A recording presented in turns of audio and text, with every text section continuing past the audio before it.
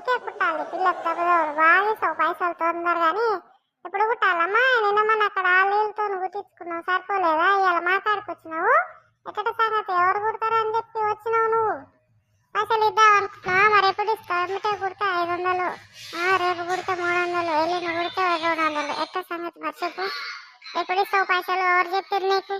నీ దోస్తులు కాడ కుట్టించుకుంటే నిన్న మన మాట్లాడుకొచ్చినావు అమ్మ ఇవాళ నువ్వు.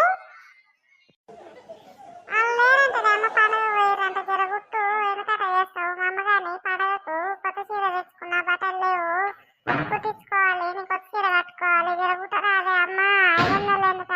ఏడంచి వస్తాయి ముసల్దాని కాడ 500. నువ్వు అమ్మ ముసల్దాన్ని పైసలన్నీ ఎక్కడ పోయినా ఏం చేసినావు?